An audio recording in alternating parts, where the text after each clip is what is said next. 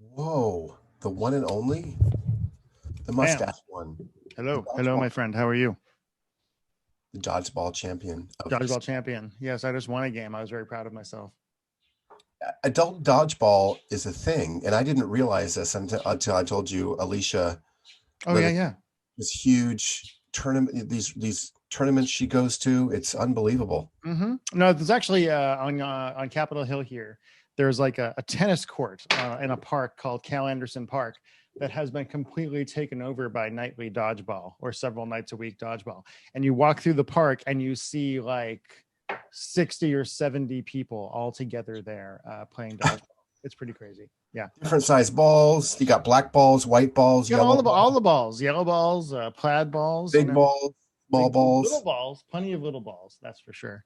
Does dodgeball have a particular? Is there a standard for size of ball? I think there is. And I when think you there must play, be. I think it's those standard kind of like those little pink ones that you can palm because you got to be able to throw it with one hand to really be able to do it. and do you dress up in the whole Chris Haddad garb like I don't go play the in-person dodgeball. I only play the video game dodgeball. So, Oh, we're talking about the video game. Why Oh, did there's I a new one. There's a new game called Knockout City on a bunch of different platforms. It's a dodgeball game. And I got to say, it is one of the most tense, interesting games I've played in a long time. They did a really good job with it. What's up, Robbie? What's up? How you doing, Chris? I am well, my friend. Good to see your face, even though Yeah. I have no idea if that's actually your face anymore. Robbie is a bit hungover today. Really? Was Yes, that your fault, that's- Scott? What happened? I wish It was. I wish it was. Yay! And we were speaking about what decade would be the best decade to be like, and we concluded that the 70s. Well, I don't know that we concluded, Robbie, but we talked about the 70s would likely be one of the best decades ever. To live in Yes. or just to like in general? Yeah, you have Studio 54, no That's true. AIDS, That's true. cocaine, disco. Well, I mean, come on, disco guys. dancing. There's cocaine now, and it's a lot cheaper, right? Like with inflation, like the price of cocaine has not gone up, and not actually. I've never done cocaine and never will. I'm bipolar; it'd be a bad idea. But I do know the price of cut cocaine has been at $100 a gram for like 20 years now, so No it's way price cheaper than it was. What's that? No price elasticity whatsoever. None whatsoever. It just stays there. It's like video games have been $59.99 for 30 years now. So Yeah, I don't think I've played. I've never done cocaine either. Don't plan to. Have you Hopefully Have you played video games while doing cocaine by any chance? I have not. I have not either. Cocaine is on my never ever ever list. Though yeah, just no thank you. I'm good. All right, I'm going to make Harlan the host. Oh yeah? Oh no. Why? Don't put Harlan in charge. It's just Bad one idea. of these things. Yeah. What's up, Look buddy? at red hot marketing over there. That guy's red hot. Hey man. That red hot marketing guy and I are making some money together, and I'm very happy about it. Oh, so wait. So Did your supplement offer launch, Chris? It has started to launch. I mean, Julian can probably tell you more than I can on the exact details, but I know the early testing was looking pretty damn good. And I talked to this guy, James, yesterday, who's getting ready to run it on native. So we will see what happens. But yeah, James is awesome. He runs native for us too. he does. I can't record. Oh, he's already recording. He was recording anyway. I'm recording, Harlan, so yeah, that helps. You'll have to get that to me when we're done. So let me explain what we're going to do. Is that Chris? Is this an ambush, Harlan? Is this an ambush? Is that what's going on? This is an ambush. Harlan ambush. It's an ambush. So years ago, I learned a process. It'd be interesting that NLP was founded based on modeling. Yeah. They went to some of the best communicators in the world and studied how they did it. And they produced models of how they talked, how they behaved. And basically, the essence of NLP was studying how people did it. It's like drumming. Yeah. It's like drumming, like whatever. At some point, they stopped teaching modeling and they made it about techniques. So one of the founders of NLP gave a course in modeling and I jumped at it. Of course you did. And since that time, I have modeled a lot of people on low levels. And it's interesting that what the modeling produces. Okay. I've modeled John Calton and gotten really interesting responses from him, asking questions about the copy. And the most strangest part John said was, how do you know when the copy is done? And John said, I reread it, and when it's done, I start to cry. Literally. And Carlton is not the guy who you would assume cries reading his copy. You would not, no. David Deutsch, I asked him the same question. How do you know when you're done? And this is back in the days when he was writing for Boardroom. And he said, when Brian Kurtz calls me on a Friday afternoon and says, the printer is running on Monday, get the damn copy in. That's how he knows he's done, because he's one of the best procrastinators. Like, he can always improve it. And until he's told, turn the damn thing in because we're ready to go, he won't be done. I interviewed David Garfinkel. I interviewed Kevin Nations. I interviewed Frank Kern, Harv Eker, and many, many more people.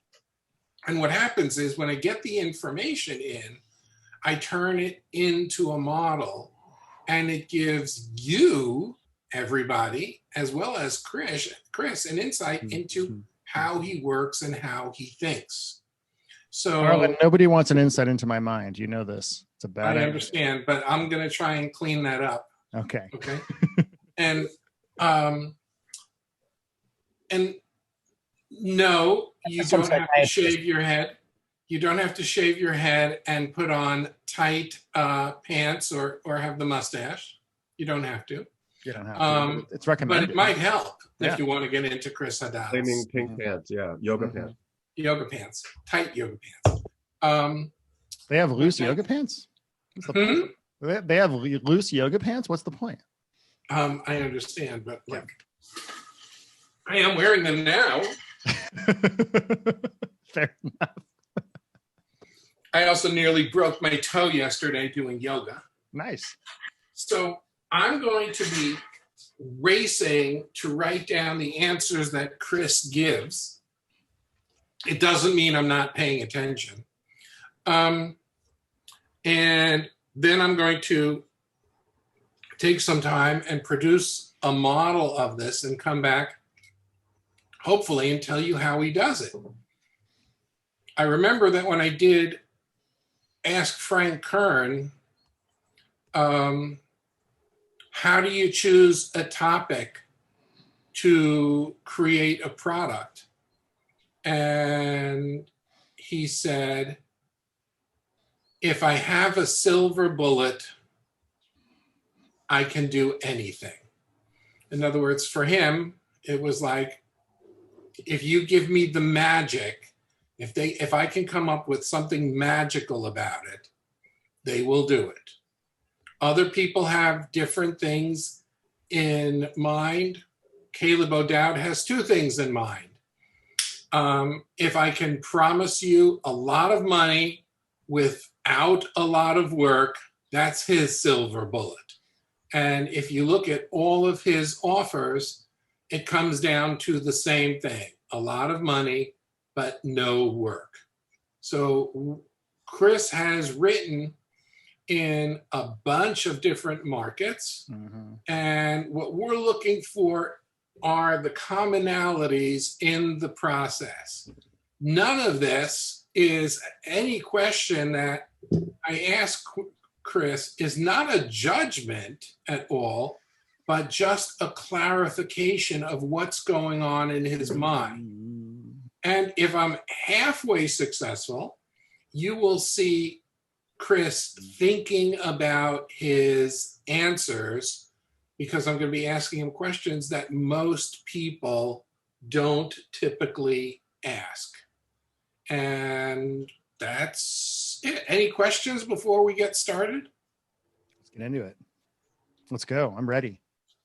He's ready to go. We both have to. I knew Scott didn't write me just to say hi the other day. It's all an ambush. Always asking for things, You right? didn't know that this was, first of all, I spoke to you about this. Well, you said you wanted to do it. I didn't know it was going to happen today. I mean, Mm. geez, like, but that's okay. Let's do it. Let's go. I'm ready. Wait a second. But you are much closer to Scott than I am. You can actually reach out the window and slap him. Okay. Yeah, he's only like 1,000 600 miles away or something. Yeah, okay. But it's much closer than me. I In can't. Florida, yeah. Okay. So here we All right, fair enough. Let's do it. Overview.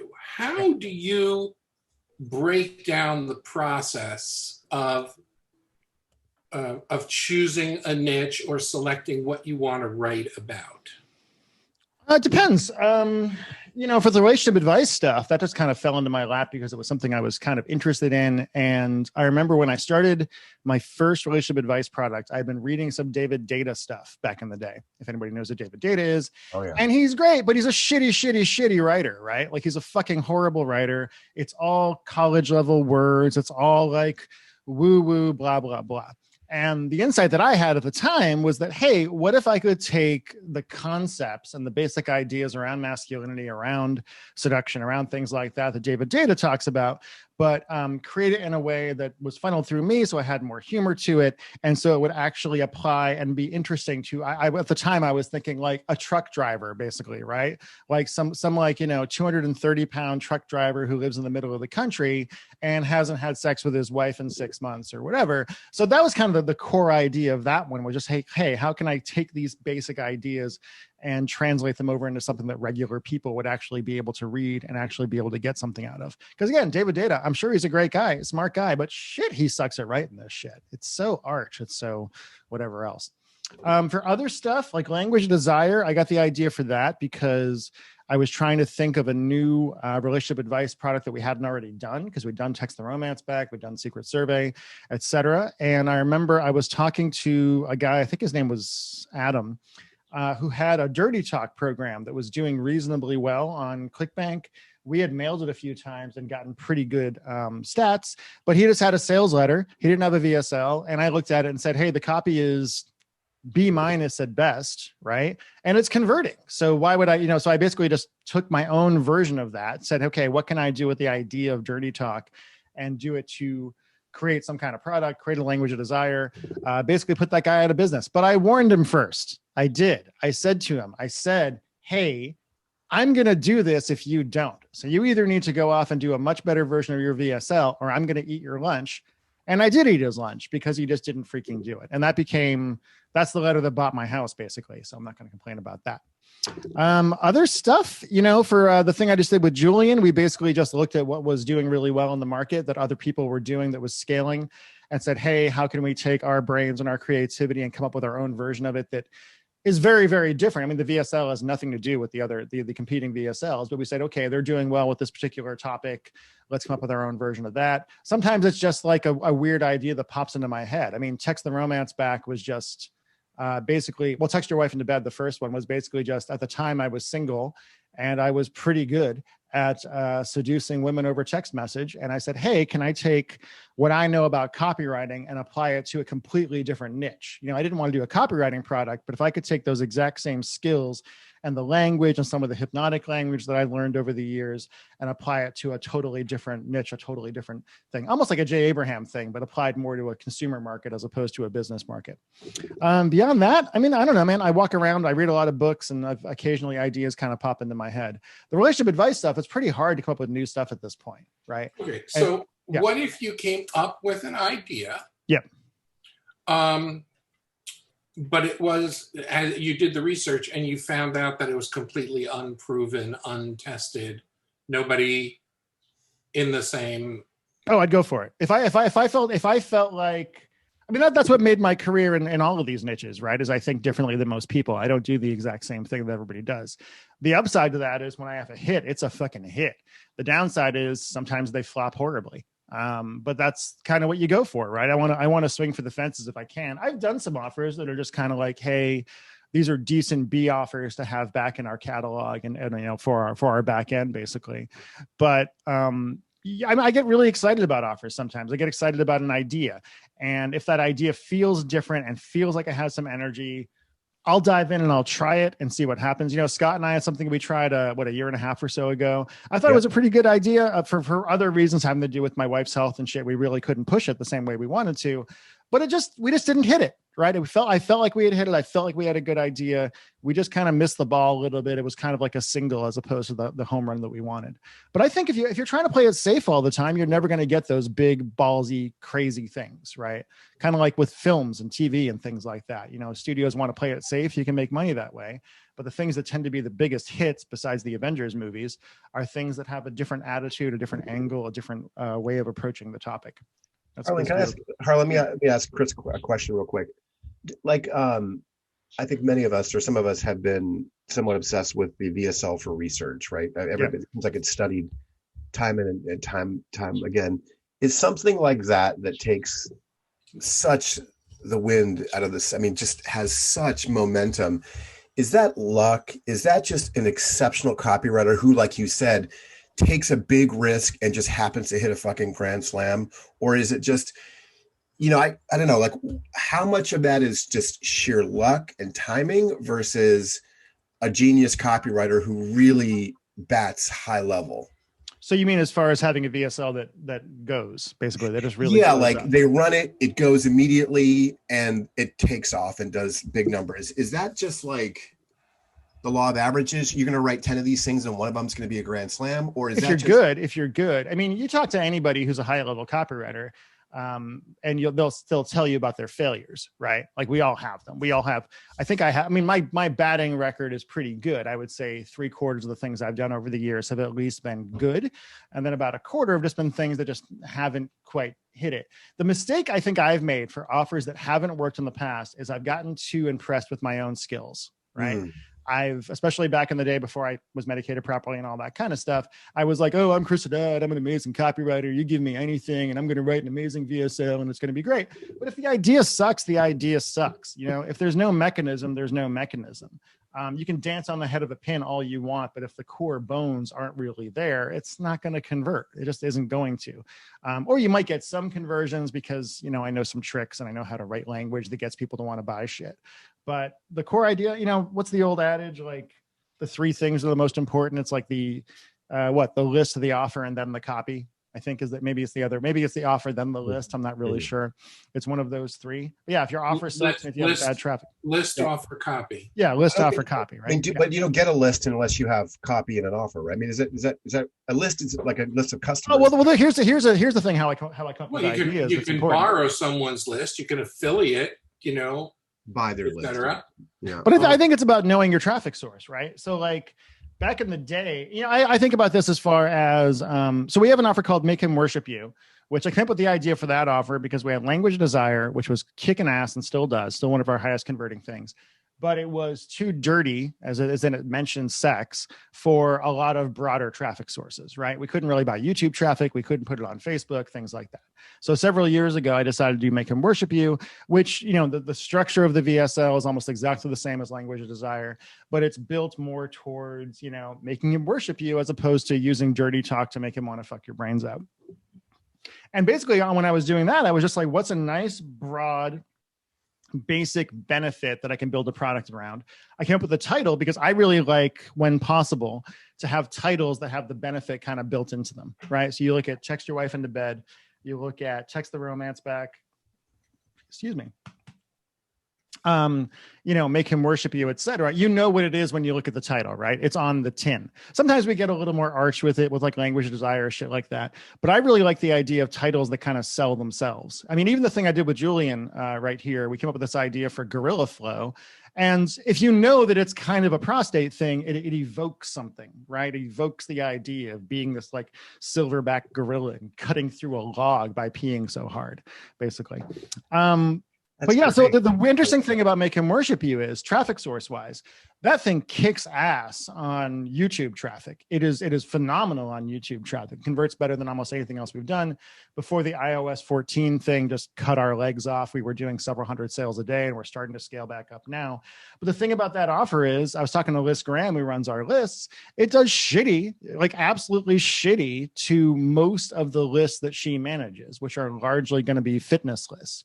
Whereas Language of Desire does phenomenally on fitness lists, but we couldn't put it on. I know we have other offers like Secret Survey, LOD, Text the Romance Back that do really, really well to our partner email list, but we can't get to work on cold traffic at all. So oftentimes when I'm trying to think of offers, I'm thinking like, what traffic source do I have access to in the first place? You know, Harlan said something years and years ago that always sticks with me. I forget what call we were on. It was probably when I was in his mentoring group like 12 years ago or something.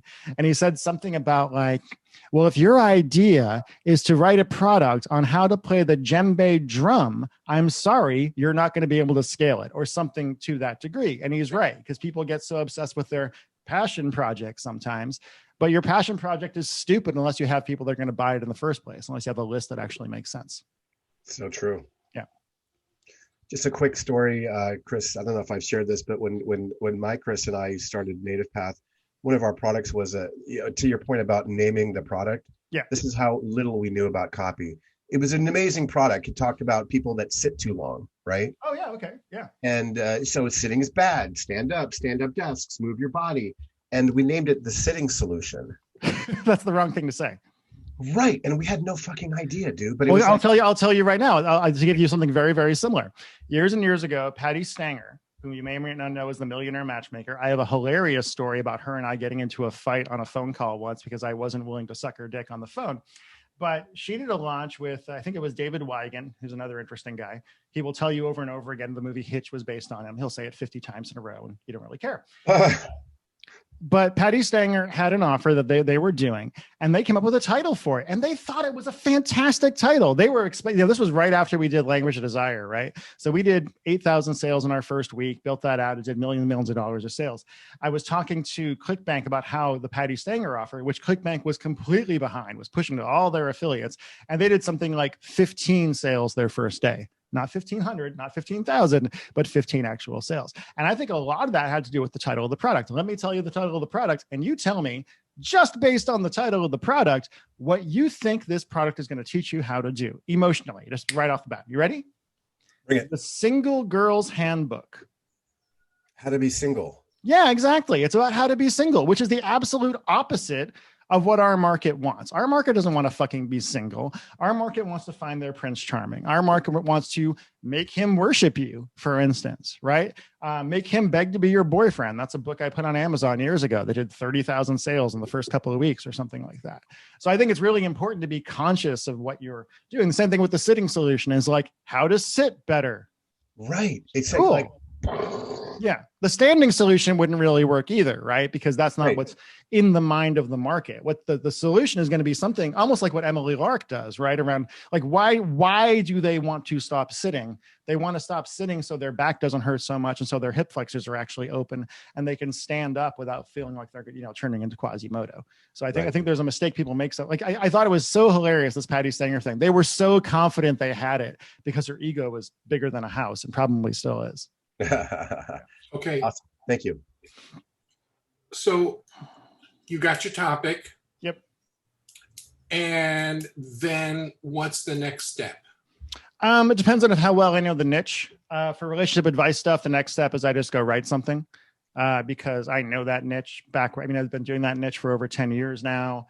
I know the inner desires of a single 45-year-old woman better than anyone, I think, even than most single 45-year-old women. So at that point, I just start kind of brainstorming. Normally what I'll do, depending on the offer, like I don't create the product yet, right? That's the big thing. Like Make Him Worship You, I didn't create the product until after I created most of the sales letter. So what I'll typically do is I'll go and I'll start writing from kind of the product intro. And so I'll write, usually using the same structure I always do for that kind of offer. I'll start writing bullets. I'll basically write from the product intro generally all the way through to the close, and I'll do a version of that. And for a lot of the relationship advice stuff, it's almost the exact same stuff with a few edits and a few changes because that's what works. While I'm doing that, I've kind of in the back of my mind, I'm thinking about story angles, hooks, just ideas for things that might generally work. In that niche, I almost always do very, very, very story-based kind of stuff because that's what's worked for me and it's what I know how to write. And then I'll do that whole version of the sales letter. If I'm creating the product, I'll put that aside. If I have somebody else creating the product, I'll then take that, all those bullets, which I basically use as an outline, and I'll go to the product creator and I'll say, here's what I'm promising. Go make a product that actually fulfills it for me. And then I'll look at what they do later and tell them it sucks and tell them to do it again. Then I'll actually go and write the VSL.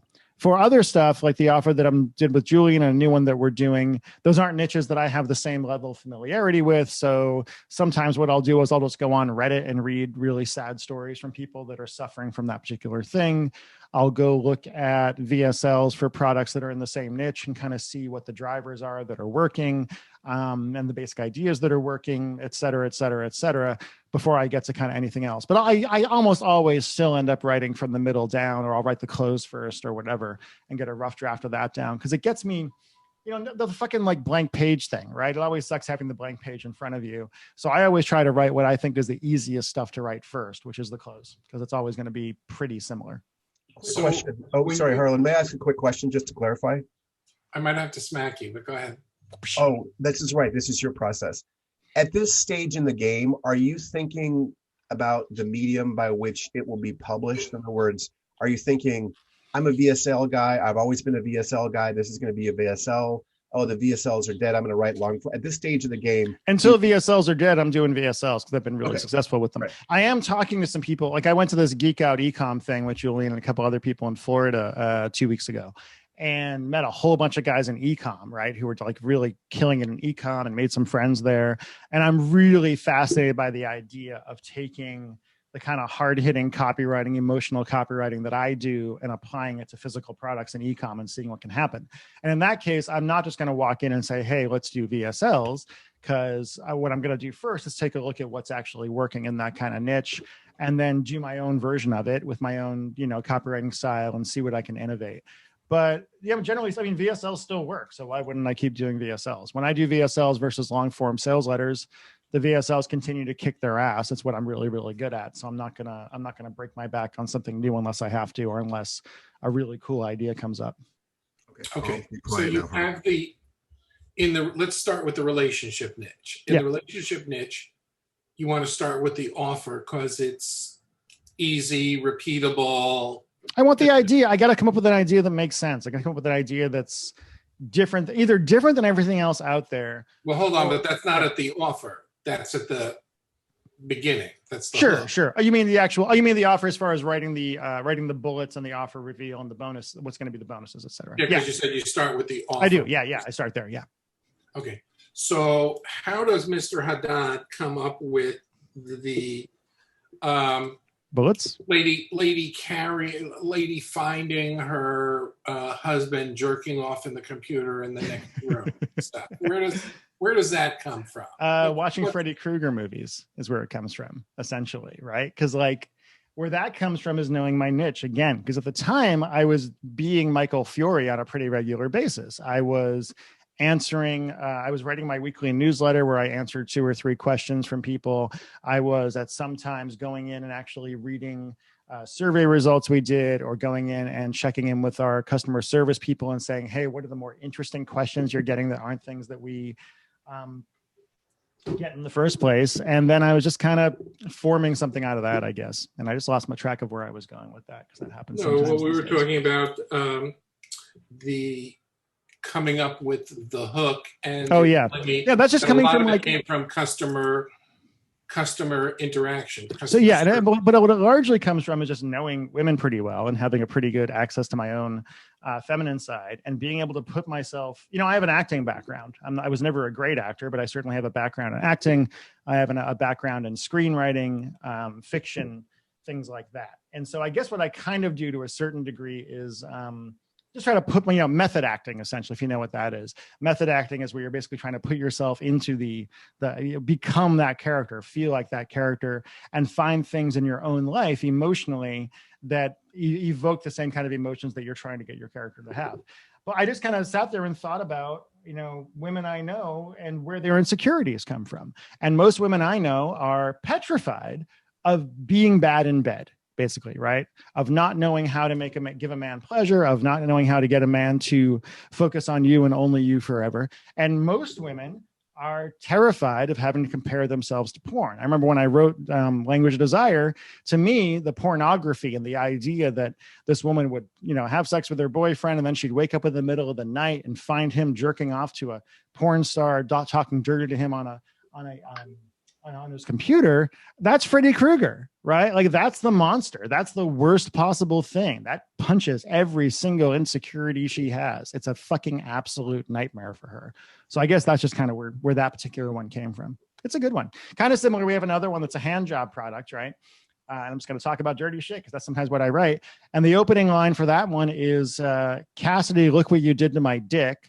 And it's about a guy coming out of the bathroom and showing his girlfriend his brutalized, red, friction burned penis because she gave him a hand job and it was really bad and basically brutalized him. But the letter, what I talk about in the letter is like, you might think you're good, but here's the thing. Guys are never going to tell you if you're bad, because we know if we say that you're bad even once, that we'll never get a hand job again and that you're going to go freak out. And that's kind of the core idea of it, the core idea of what goes on in the letter. And man, that thing converts. Okay. So now pivot. You've also done things like weight loss. Yeah. You've also done things like diabetes. Yeah. And now you're doing prostate, where you don't have the big resource to being inside their heads as you do in relationships. So for the prostate thing, I do because I'm a 43-year-old man at this point, right? Like, I'm not young anymore. The idea of the prostate health stuff, the idea, I know what it's like to get up. Okay, so for my Lyme disease, I know what it's like to get up 3, 4, or 5 times a night when you're trying to sleep, because for whatever reason, the Lyme disease stuff had a similar kind of effect. So I just kind of took those same emotions, looked at competing offers and said, hey, what are the hot buttons that people are pushing in these offers? And then said, okay, how can I take what I know how to do, which is largely dimensionalizing emotion, and apply that to those kind of hot buttons.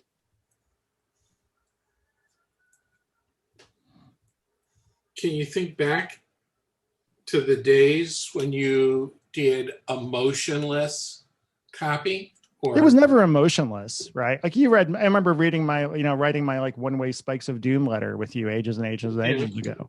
There's emotion in that, but it isn't the same kind of storytelling stuff. I hadn't really learned, I took a course with Igor Ludikowski, I think his name is. He was a client of mine years ago in the hypnosis niche, and him and his partner Cliff came to town and they did like a 6-day conversational hypnosis thing, and they invited me to come to it for free, which was pretty fucking awesome because it was like a multi-$1,000 thing. And so I spent 6 days just kind of learning that stuff. It was really funny because during that course there were a bunch of other students, and I found out later they all thought that I had like 10 years experience doing that shit, which I thought was really hilarious because it was the first time I'd kind of done it, but it's similar to how my brain works, I guess. But I think that course and some other stuff really impacted how I write, as far as slippery language and fucking with syntax and grammar and shit like that. And I'll often switch I'll go from like he to you in the exact same sentence and shit, very much on purpose as a way to create a certain emotional effect for people, etc. So I think that affected that a lot. And then the really hardcore storytelling stuff. I mean, I've always been good at writing stories, especially how I think, but the really hardcore storytelling stuff largely came after I did Language Desire. And we started that off with kind of a typical benefit-oriented open, and then got to the story. And at the time, my assistant and my now ex-wife both read that letter, and they both said, hey, start it here at this talk dirty to me thing.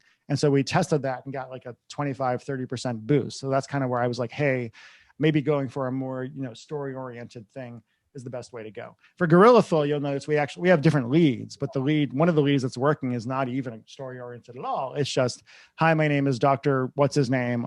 Here's why you should trust me, because we wanted that doctor credibility as early on in the letter as possible.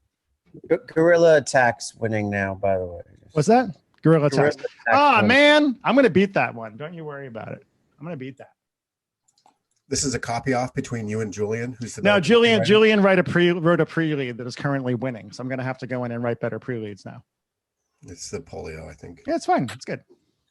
Okay, so You write the offer. Yep. And how do you know that it's going to be a winner? What's going on? It's a feeling more. I mean, for the relationship advice niche, I haven't had anything fail on that niche in years and years, right? Like even my stuff that's just been okay has been really good because I know that niche backwards and forwards, which I think is like sometimes copywriters get too obsessed with doing every niche under the sun. But if you want to get really, really good, being able to focus is a good idea. I've been lucky enough to do things in IM and real estate investing and alternative health and blah, blah, blah, freaking all the way down. But I think largely it's just about getting it out there. And, you know, when you're reading it, do you feel velocity? Do you feel energy in it? Does it feel like it's got something to say or that it's got feelings that are drag it in? Like you were saying before, how do you know when it's done? Done. I know when it's done, when it's making money. That's when it's done. If it's not making money, it's not done yet, basically. It means you have to go back and redo it. I have a letter I did. I tell a story about this, but Capture His Heart and Make Him Love You Forever was one of our offers years ago. The first version of it was converting at like 2%, which was not good enough for me at all at the time. And so I ended up rewriting the entire letter from scratch. Well, the first half of the letter from scratch while at Underground 5 in my hotel room and turned it from a 2% conversion to an 8% conversion literally overnight, even though the swipe copy that had already gone out didn't make any sense with the new letter. And that was largely because I made it into a story-oriented letter. Underground 5, was that in DC? Yeah, it was. Yeah, I think so. Yeah. I remember thumb wrestling Mike Geary at it. So I beat him at thumb wrestling, but he beat me at arm wrestling. But we all know the thumb wrestling is far more impressive. We all know that. Much more strategic, you know? Way more strategic. Yeah, totally. Definitely. Yeah. Okay. So, how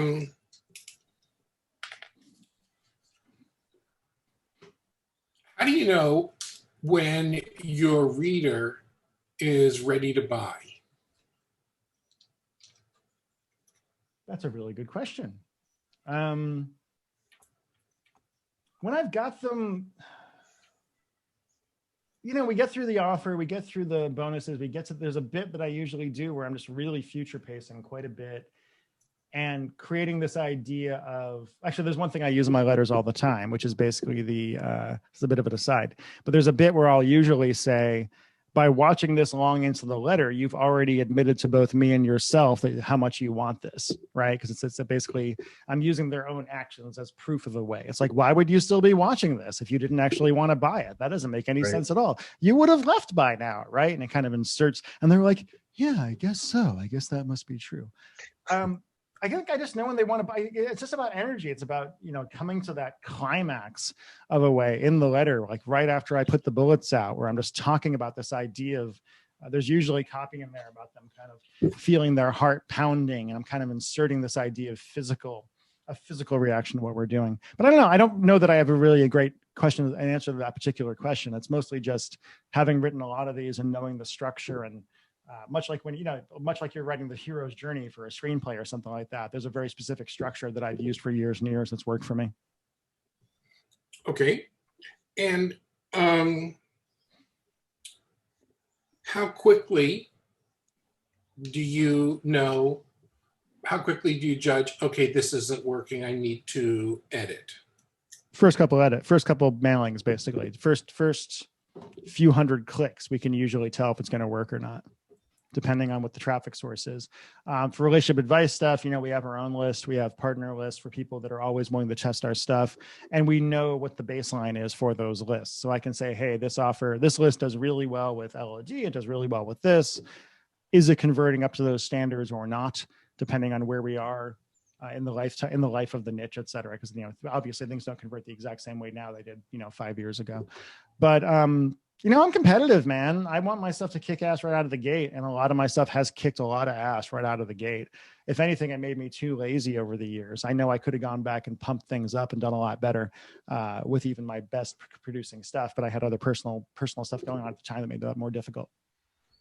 Okay. So why not just own the relationship romance niche? It's harder to make money in it than it was, basically. And again, people that know me well know that I had like 5-6 years where life went to hell and shit like that. So I wasn't able to build and focus on things as much as that. But basically just because, 6-7 years ago, all I really had to do was put out a VSL twice a year, put out a product twice a year, run a launch contest, not a launch as in we're going to take the product down, but just a way to get enough gravity on ClickBank. And then I could basically walk away and make a few $1,000,000 a year without really having to try that hard at doing it. Over the last chunk of years, the affiliate-based relationship advice stuff, for whatever reason, just is not there in the same way. So we were really forced to pivot to learning how to buy our own traffic much more than anything else. And I don't entirely know why the relationship niche stuff fell.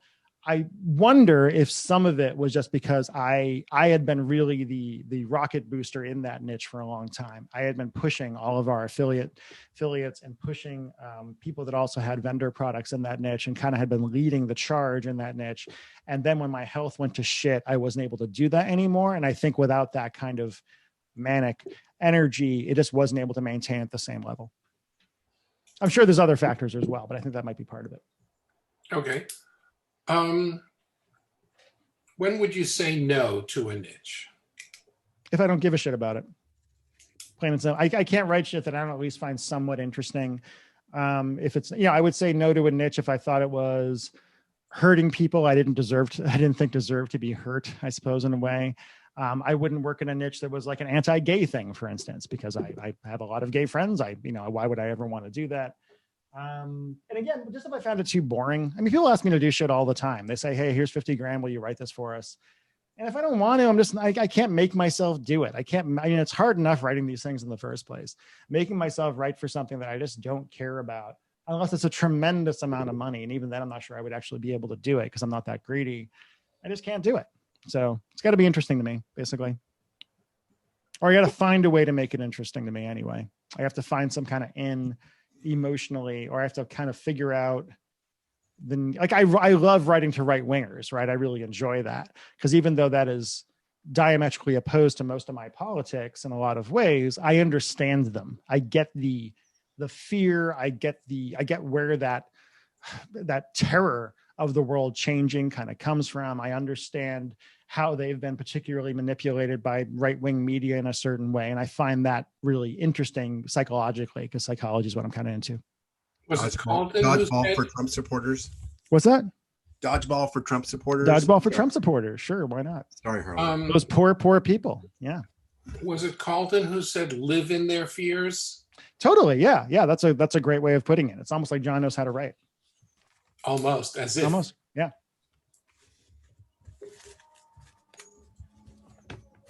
But I do think I'm just a very emotional person, and always have been. Part of that is the bipolar thing, which I didn't know about for years and years.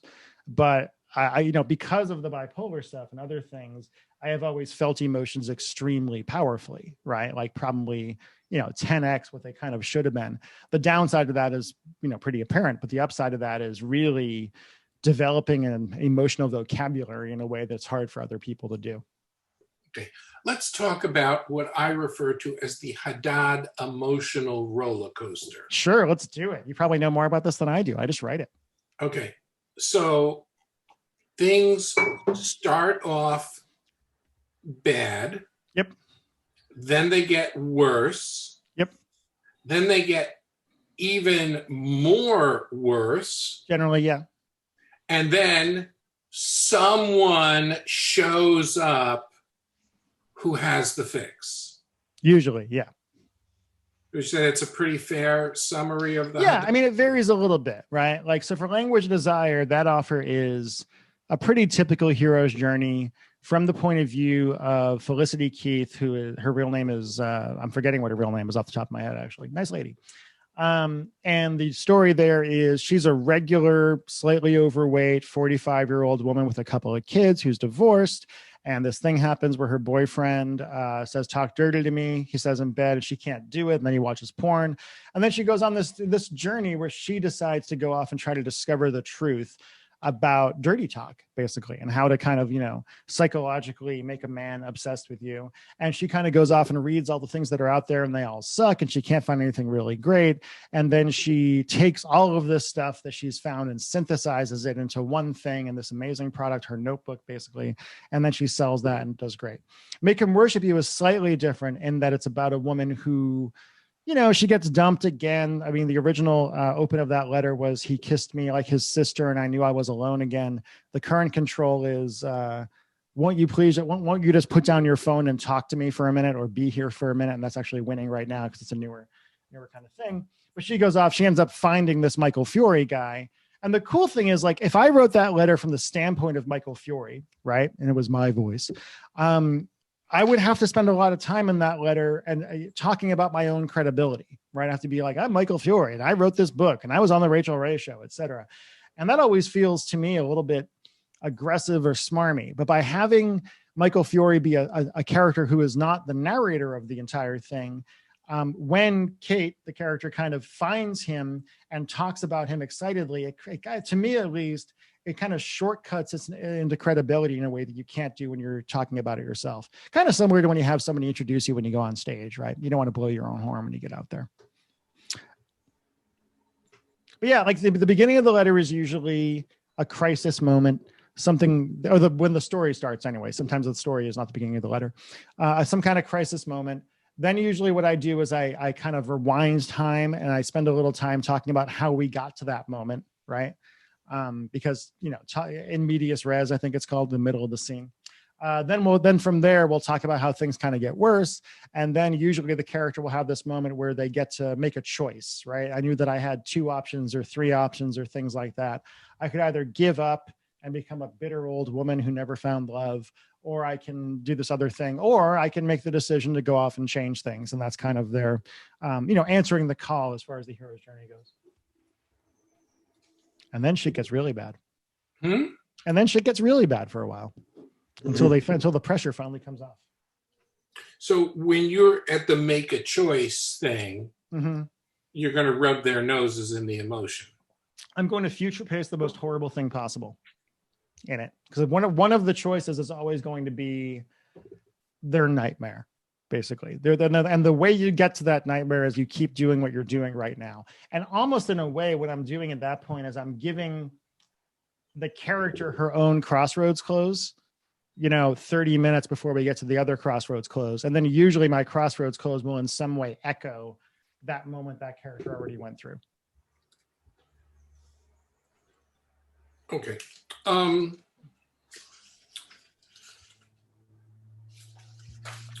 In your customer service capacity, looking at what they've done, what are some of the negatives about your copy that have come back? That's a really good question. I've never really thought about it that particular way. The kind of things we've gotten from, it's too long. That always comes in. One of my favorite comments we ever got was from a guy for probably text your wife into bed or something. And I forget what it was, but it said something along the lines of, your long ass, blah, blah, blah, stupid letter is amazing and made me want to buy the product. Right. Like, which I thought was great. Which is exactly the kind of point, never listen to your customers when they say it's too long. Look at your fucking numbers. Right. It either works or it doesn't. I can't remember the last time I've watched a long form sales letter. I hate watching those things. They take forever. I don't have the patience for it, but they convert. So, hey, that's all that really matters. Right. So let's stick with that. Yeah.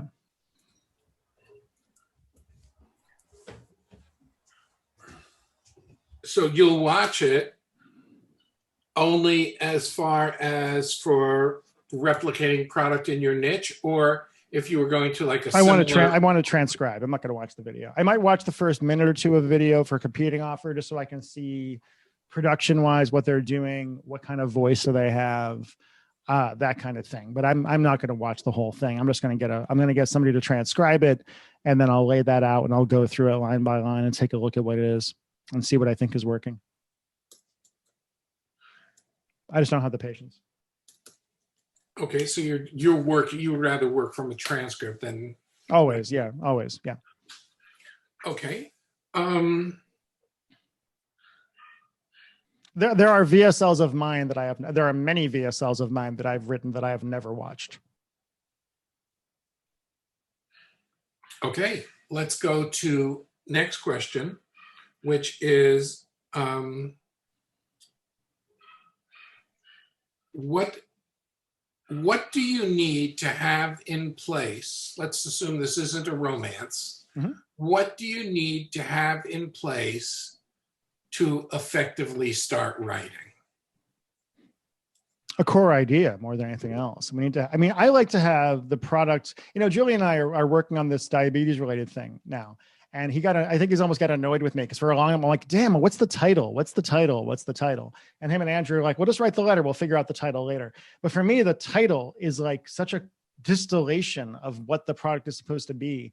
And it's hard for me to go off and write the letter without having that kind of core thing to be able to insert into it. I don't really know why, but for me, that seems to be kind of important. The Gorilla Flow thing really didn't come together for me until we came up with the name.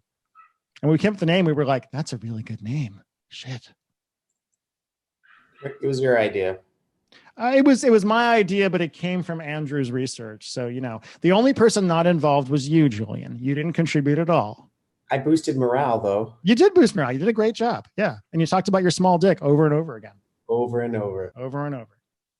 Okay, well, for prostate formula, that's small why not? Very, very important. The key to pissing hard is to have a small penis. It's kind of like when you put your thumb over a fire hose or thumb over a hose. Okay, and I'm sure you weren't thinking of the old headline, "Pee like a fire hose." Oh, of course, yeah. Well, that's not. I don't know about a headline, but that's an idiomatic phrase from America, right? Also, some really good copy from, I don't remember who, I've got it in my swipes, but yeah, long time it's ago. A classic headline. It is, yeah. The original title I had was Fire Hose Plus or something like that before I came up with the Gorilla Flow, but I like Gorilla Flow a lot more.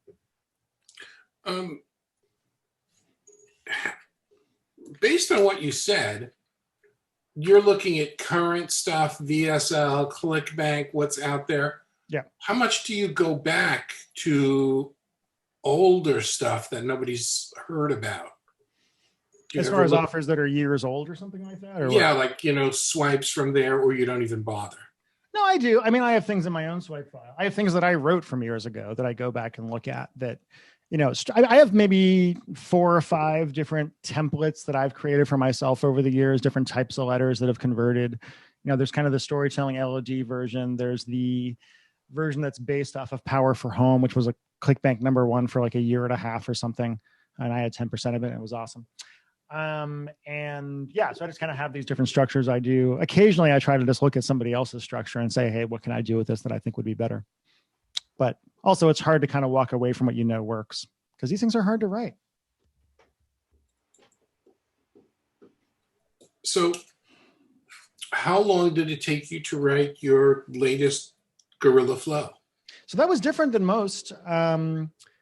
Because I was working with Andrew and Julian on it, it was a very different experience from most of them that I've written, because most of the time it's you alone in your office, kind of pounding your head against the wall, trying to figure everything out. And what I did with the great thing about working with Andrew and Julian is that they bring skills to the table that I don't have or that I don't want to develop. Andrew, for instance, is fantastic at research, and he's really fantastic at coming up with the scientific justification for everything that I find incredibly boring personally, right? Like you tell me to go read like fucking scientific papers on what particular type of things will cause you to, will affect your prostate, and I want to slit my wrists. But luckily Andrew's really good at that stuff. And so what we were able to do is kind of take my storytelling and the way I use language and things like that, and then Andrew's kind of research and stuff like that, and Julian's just overall profaneness, and kind of combine it into thing. But I will say, like the Gorilla Flow letter, I spent more time editing and redoing that letter than anything I've ever done, because the 3 of us would just get on Zoom and go through it line by line, which is very different than I would typically work. But I think the finished product is far superior because of it. And so how long did that take with the team input? A few weeks overall, I would say, but it's, how many hours was it? I don't really know. It wasn't like we were working on it every day. And how about something on like language of desire? 5 hours done. beginning to end, 5 hours done. I'll just add one thing just for Chris, which is I didn't know if you did this with Language of Desire, but with Gorilla Flow, we created multiple variations. We did, yeah. We have like 6 or 7 leads that we're testing. Unfortunately, Julian's is winning right now, and he'll never stop talking about it. But my dick is bigger, so it's okay. A lot bigger, I think. From what I'm told, yeah. I mean, for LOD, again, LOD was kind of written back in the day when I was really way too impressed with myself and my ability to be a hotshot copywriter, and thought that the original version should be the one that goes out forever, and I never need to test new leads, etc. I've kind of gotten over that in my old age. I really enjoy the process of coming up with new angles and new leads and shit, and bolting them onto the front of the letter and seeing what happens. That's really fun at this point. And I think I got good at that from writing YouTube ads, but that's a whole other thing. Okay. How long are your YouTube ads? 2 minutes, typically. Okay. How does Haddad, the master of long story copy, write a 2-minute ad?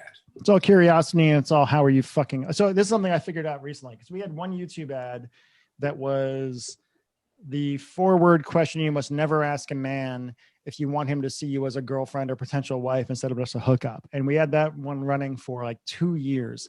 And every few months I would try to beat it. And every few months I would fail horribly to beat it. And I couldn't figure out why. Because I did things like the 3-word phrase that will make a man fall in love with you forever, or how to kiss a man to make him fall in love, or whatever.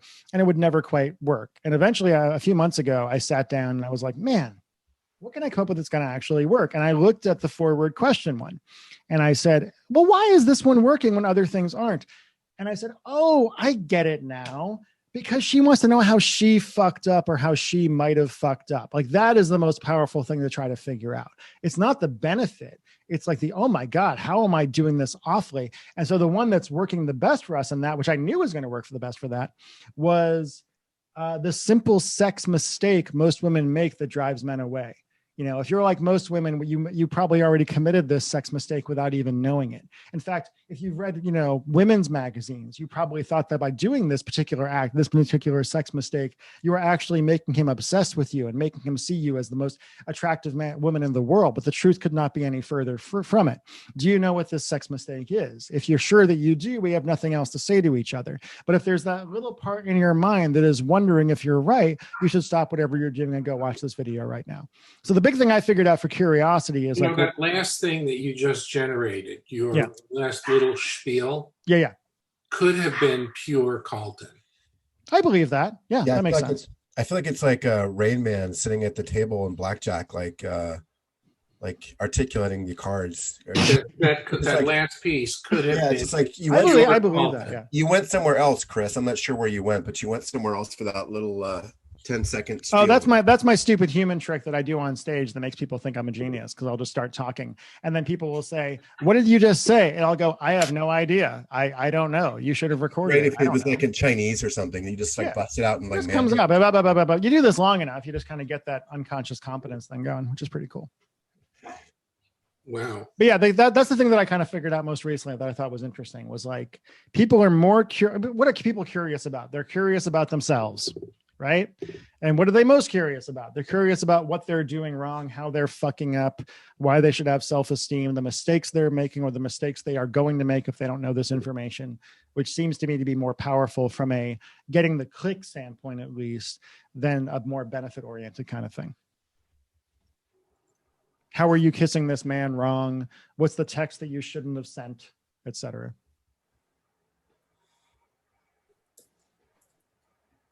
The question you should never ask a man, by the way, which is funny because I write these ads and then we figure out what it's going to be. Like, what is the 4-word question? So I think the one we settled on was, you know what it should have been? It should have been a 5-word question. Do you really love me?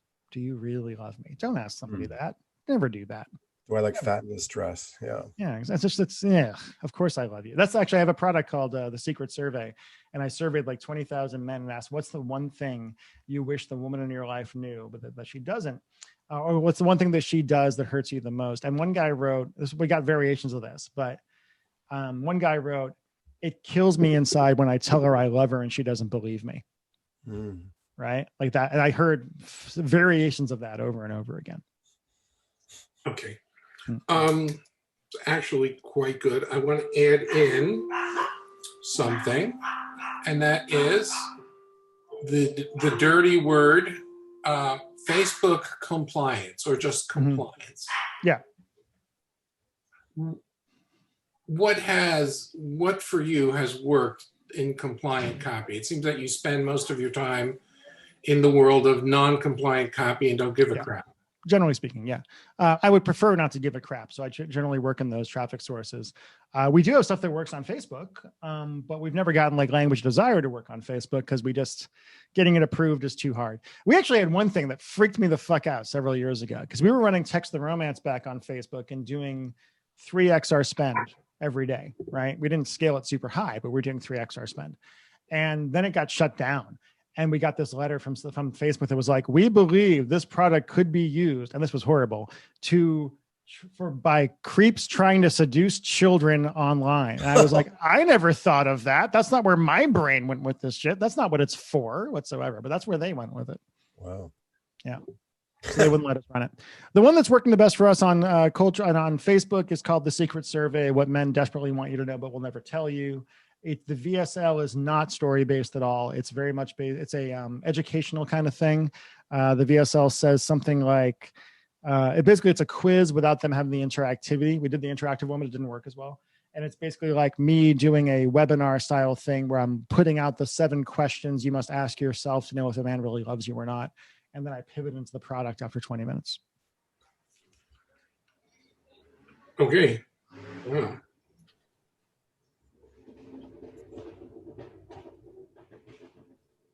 So back to it, when you do something like that, the secret survey, when do you know that you're done? With the VSL? I wrote that version of the VSL in like 3 or 4 hours, and I ran a webinar and we made like 80 grand. So I knew it worked.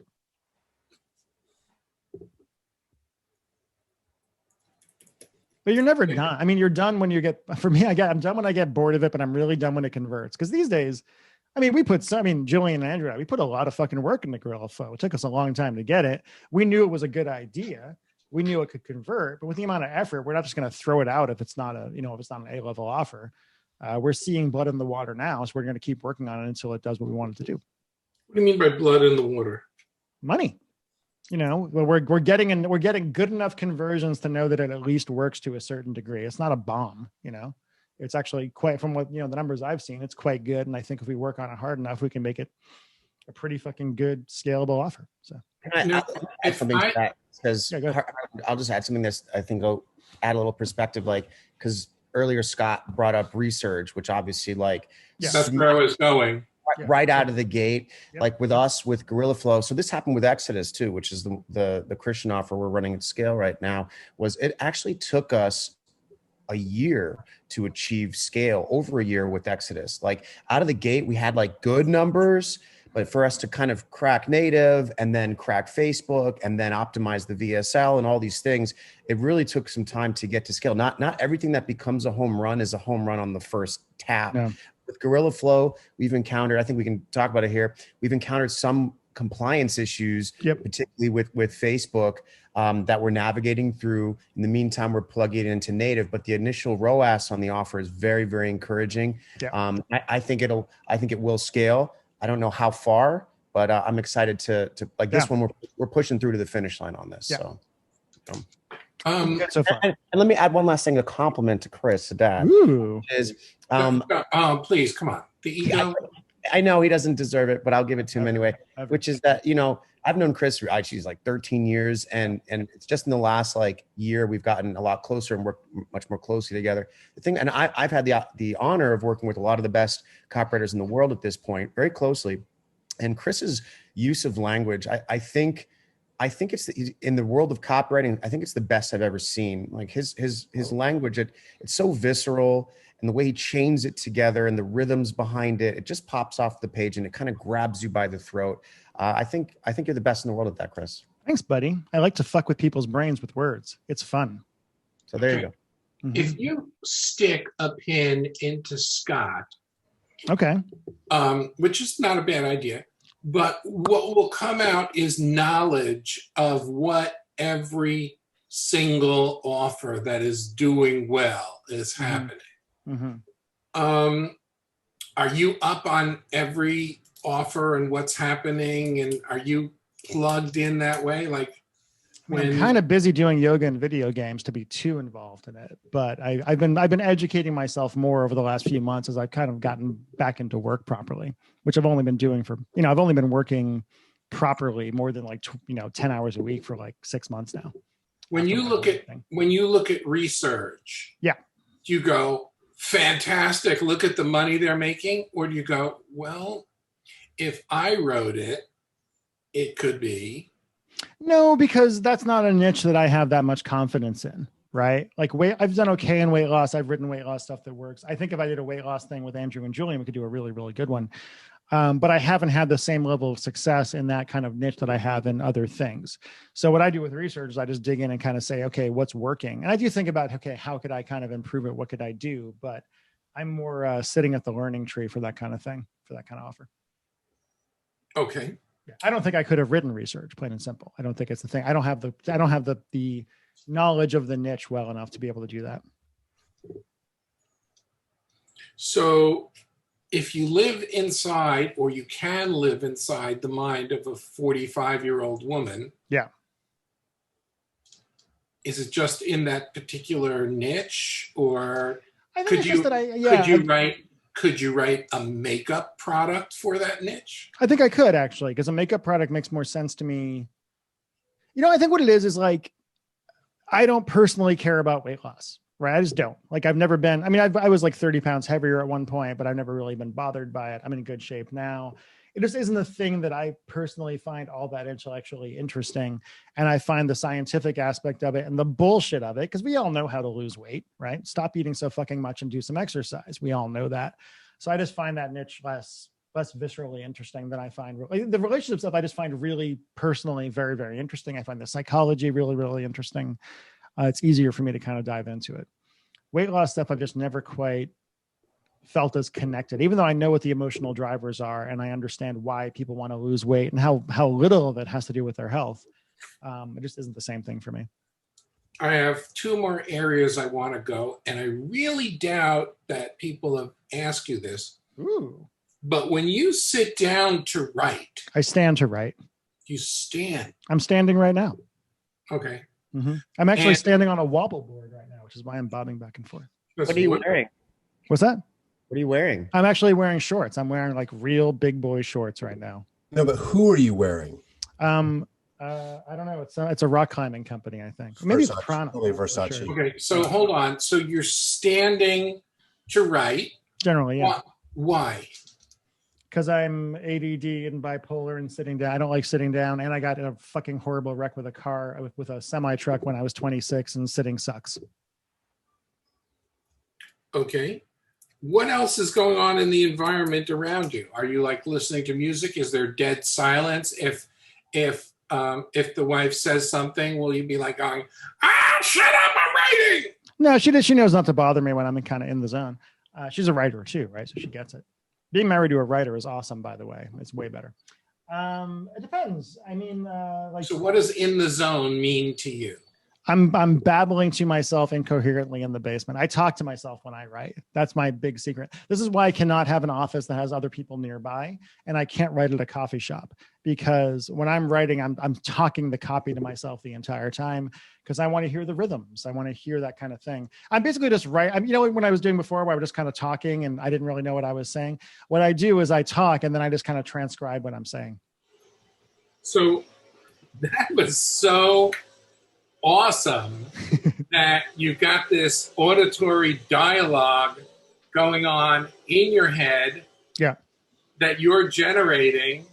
And so what's that dialogue sound like? It sounds like what you're writing. Are you like, I'm just speaking the copy, same as before, right? I'm just kind of speaking the copy. I'm just talking, I might have music on. I might put like Eye of the Tiger on loop because it's got a really good rhythm. I like to, you can type at that speed. I don't know how fast I type, but that's a pretty good speed to type. I might put on like some pink noise rain sounds in the background just to kind of give my brain something to attach to. Oftentimes, but if I'm really, really focused, it's usually quiet in the room and I'm just talking to myself the entire time and just letting that part of my brain that knows how to do this do its job. The part of your brain that knows how to do this. Mm-hmm. you have spent an extraordinary amount of time finding yourself and your mindset going through stuff to come back. Yeah. So how do you know it's a good day to write copy for you? By the way, I just want to point out something. Every time I ask Chris a question that he has to think about, that's where he goes. Top left, yeah. Yeah, he goes up and goes visual, always. That makes sense, yeah. 100% of the time. You ask him a question that is not in the front of his brain, that's his access. That's where he goes to get it. So he is balanced in that he's getting his ideas visually. He's talking to himself emotionally. He's talking to himself auditorily, and he's writing about emotional stuff. So he is circulating all three sensory systems simultaneously. Yeah, I guess when I'm writing stories, I'm kind of just imagining the story in my head and then writing what I see. I guess makes kind of sense. It does. Yeah. So right now, right in front of us, I'm going to give you a topic. Sure. Topic is romance after divorce. Oh, sure, yeah. We keep meaning to do a product on that and never quite get around to it. Yeah, well, somebody had dating after divorce. It was big, and then he retired. I know. Good title, though. I think that was Dean. Wasn't that Dean? I'm forgetting his last name. Big guy. Dean Jackson. I think that was his. No, it wasn't him. Oh, no, it wasn't him? Oh, he had a different No. one. He had Stop Your Divorce. That's what it is. Yeah, he had to Stop Your Divorce one. Yeah. Okay. So come up with a lead for dating after divorce. I would probably do something around Tinder, around dating apps, things like that. It would be about, I don't know the exact language off the top of my head. I could probably figure it out if I really wanted to, but my initial idea has to do, maybe it would be about catfishing. It might be about a woman who gets taken advantage of by one of those Nigerian scams on some kind of thing. It might be about a woman who is about to have sex with a guy for the first time and is dealing with condoms and all that other kind of shit. And that feeling of loneliness. The overwhelming emotion is going to be this idea of dying alone and turning into a cat lady. Like that's the biggest fear, basically, is that idea of like, I'm too old, I'm not attractive enough. Other emotions I would bring in would be her trying to date and trying to find a guy her own age, but the only guys who hit on her are 20 years older, because that's a thing that happens when you're divorced. Also for women, it's a weird thing. Like a woman is 20 years old, she kind of has all the power as far as the dating goes and the sexual attractiveness thing goes. And then as men get older, we actually become more attractive to women, whereas women, unfortunately, largely become less attractive to men. So that's kind of the stuff that's kind of swirling around more than anything else. As far as a scene goes, or as far as like an actual thing, I would play with a bunch of different options for that kind of thing. But that depression and that feeling of failure, like that feeling of I failed in my marriage, I failed to have my marriage continue, I became a statistic. That idea of becoming terrified of becoming alone or being taken advantage of, and this idea of like where are all the real men, where are all the good guys at this point? That's all kind of swirling around in there. What I would write. Okay. For those of you who have any familiarity with NLP, head movements, eye movements, and whatever, you can see that Chris strategically goes to different places. When I asked him the first question of what he would do, he went up into his left, his favorite place, to find whether there was anything in his past, in his swipes, that would fit.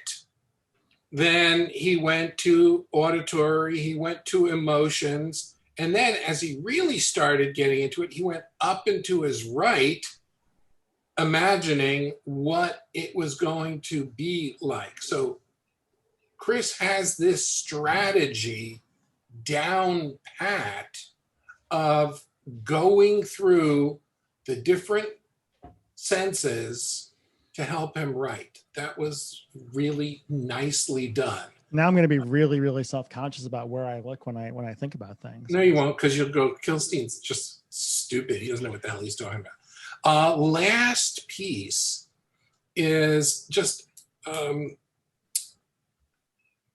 do you remember what meta programs are? It's been a long time since I read about that stuff. Okay, so do you think your people? Oh, by the way, where I would really go with the divorce thing is I would open up with, "I can't believe I'm single again." Right, like that. That's the core emotion I would go with. I can't believe I'm single again. The one thing I never wanted to be. Okay, so if you look at that process that he went through, just in a couple of minutes, already came up with a killer lead.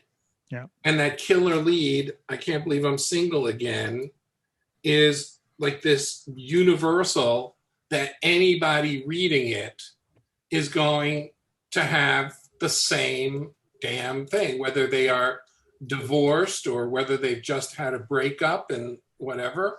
but that's also like cooking in the back of my mind while I'm talking to you about other shit, right? Like that's what that's what it is. Okay, yeah, I got it. So it just generated. Mhm. So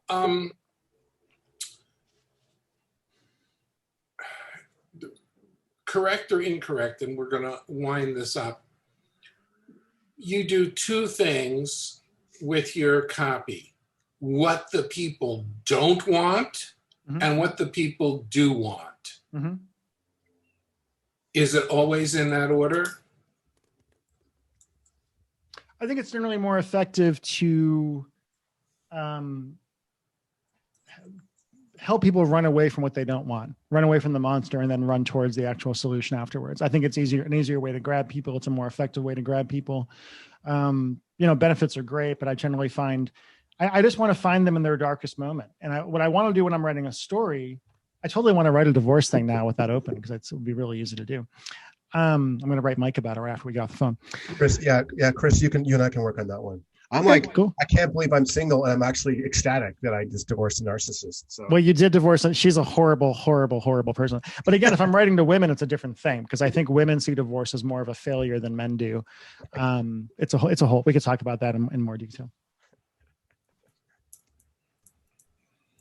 Do I get a percent of that? No. Okay. I am done with my questions. I got enough here. Scott, I need the video of this. What's your feedback? What did you learn? Start with Scott, and then let's go to everybody else. No, Harlan, I just appreciate the way you flesh it out. I mean, I think my style of talking is more conversational, and like Chris, I'm ADD and I'll just pop in a bunch of different directions. And I think most of the things are funny and I'll make jokes, and that's probably not that helpful for people. But no, I just appreciate how you drew this out in terms of, because it's all we all want to get into the other person's head, like in terms of how they actually think about this stuff. And so I appreciate the line of questioning, because that's ultimately what we want to get to, is how Chris views copy and the idea, rumination, generation, how he looks at testing it, making adjustments. So yeah, I appreciate what you did there. It's really great. I think it's a little bit different than what most people would do and do that. But if you can get me the video of this, I will get it transcribed and you can share the transcript. But then I'm also going to write up an analysis, and give me a couple of weeks, I'll come back and present. You can let Chris in on that one. Oh, thank you. I'd be fascinated to see what you say. So yeah. Well, it's just the way Chris Haddad does things on paper. And if someone is skilled enough and willing to do the things that you're doing, such as a new copywriter probably could not do this because they don't have the ability to go like this and think of all the things that they've had that have worked and start spinning that off in new directions. Mm-hmm. And unless they have that, it would require a huge familiarity with other copy to do that. Or just with people, that's my main thing. I think what the biggest thing that made me write the way I do is that I was so socially, for lack of a better word, retarded when I was younger, where like I just did not understand people. People were very, very foreign to me. My brain was this whirling, swirl of whatever. So I really put a lot of time in trying to understand how other people think, where the emotions work, things like that. And I think that's kind of what informed everything else. Okay. Fantastic. I'm good. Cool. That was pretty good. Pretty Cool. Good. darn. I thought I understood how Haddad did it, but now I think he's taken it to a new level by being cooperative about it. So you are now in the Parthenon with Haddad, it's Haddad, Carlton, Garfinkel, Deutsch. I don't It's a know fine group of folks. Yeah. Yeah, and People I admire all. So yeah. except Garfinkel, he's like, I admire Garf in a lot of ways. I'm joking. He's you a know. hell of a guitar player. I'll tell you that. Yeah. Oh, really? I don't know. Yeah, he's really quite good. Yeah. Yeah, that's called Carlton envy. Very different style. I'm willing to bet he's actually, I'm willing to bet that Garf is a better like jazz focused kind of thing than John is. John's more of a rocker. When you're out, one last thing, when you're out bicycling, are you in the moment or are you in the copy? When I'm like, well, if we go for walks or biking or things like that, I'm mostly just letting things cook around in the back of my brain more than anything else. I might be reading a book. I might just be kind of staring off into space and just letting things. I do my best thinking when I'm moving. So yeah. 2 thumbs up. Cool. Any other comment? Yeah, Chris, thank you so much. Is there anyone else that, while we have Chris here, wants to ask any questions? The floor is yours. Otherwise, we'll wrap it up. And anyone out there? The floor is yours. Okay, get me this recording and I'll give it back to you so you can post, and I will be working on this. Cool, man. All right, guys. Thank you so much. Chris, you fucking rock, dude. No problem. It buddy. was great. Super Always happy to appreciate help. it, man. Yeah. Julian, I always love seeing your face. I miss your face. I miss your face too, brother.